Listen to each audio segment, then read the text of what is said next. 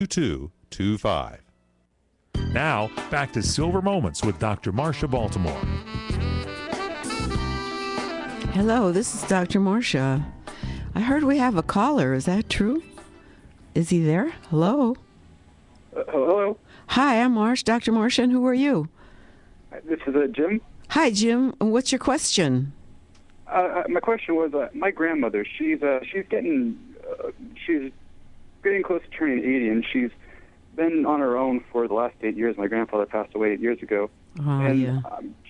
I'm just getting kind of concerned because I'm just thinking and listening to your show, what my grandmother should do to kind of make sure that she's secure and not being taken advantage of by banks and stuff like that. By banks? I don't think banks would take advantage of anybody, but you better be careful what bank you pick. I didn't ever hear that before. I think you're on the right question. One way is you could help her by somehow doing her homework, maybe the personal finance part. If she has a checkbook, if you could balance it with her, then you could see it every month. Okay. That's one way you can do it. You or your wife or if you had a kid, that's her grandson. You know, somebody who's good with the numbers.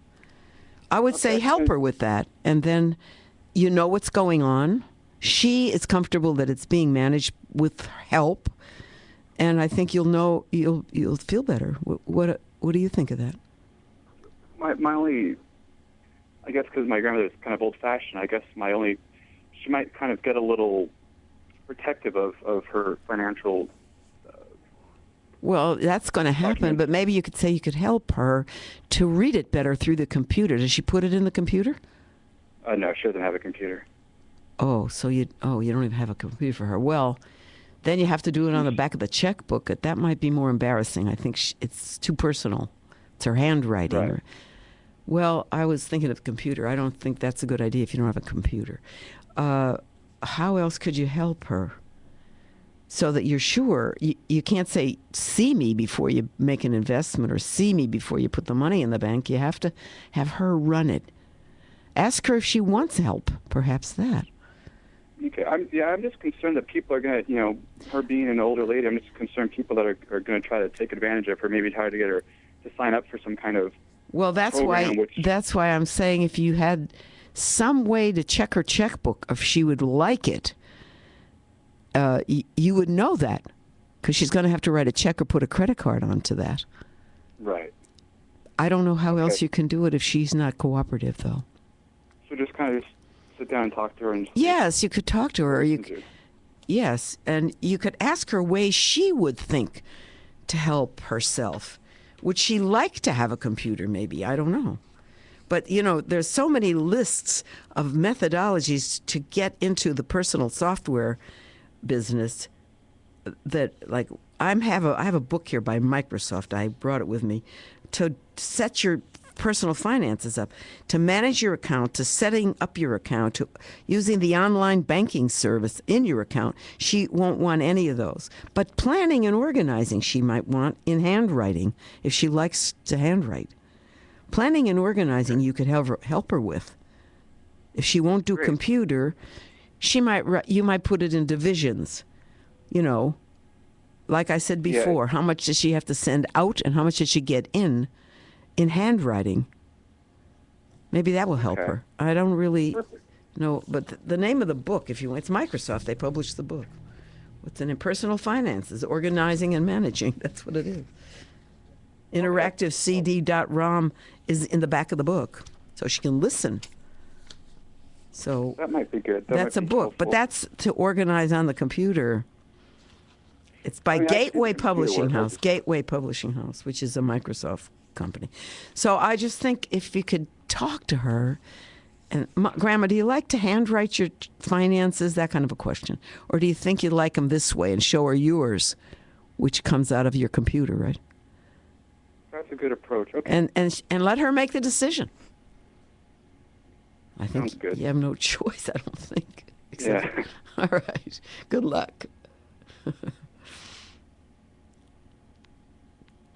Okay. Now, I thought that was a good question. Now, I want to talk about what the standard of living is in America. People in America are advised by this financial planner I told you about, Robert Reeby, to divide their pie chart into 4 pieces, and 58 cents of every dollar is your standard of living piece. That's what he recommends. 58% of the income is toward food, clothing, shelter, transportation, entertainment, education, medical donations, and so on. The second piece is your taxes, and you have to know your rate. What rank are you in? And 26% usually is allocated because you have to pay federal, state, and even parking fines, I guess, are taxes. I don't know. The third largest slice is what you do to help people when you die, which is your insurance. It's about 12% of your income, including homeowner, automobile, health, disability, and life. And I would say if you have an employee, you have to have workman's comp, even one employee. Because if you don't have the workman's comp, you could lose a lot of money in the lawsuit. Don't get into that trap. So find out what you need and plan it. Usually, the smallest piece of the pie is savings and investment, and that's about 4% of the income. So I'll repeat, 58 cents to spend, 58%, 26% to taxes,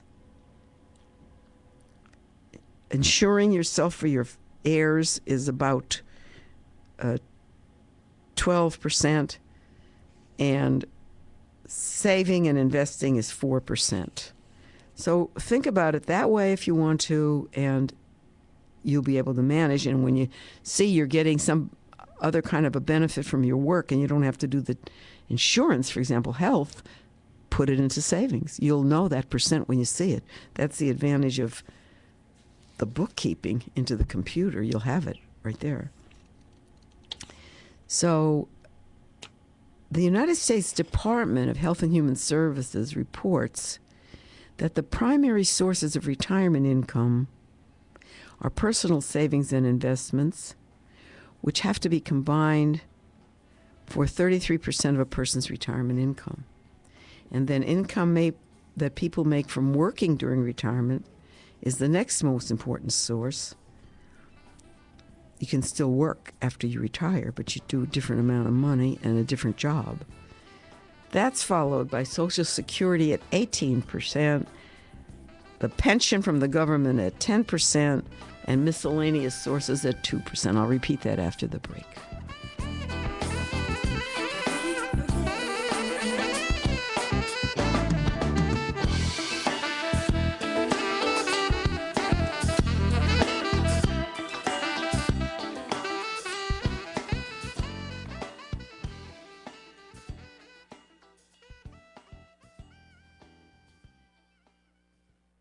Come to Yountville, California.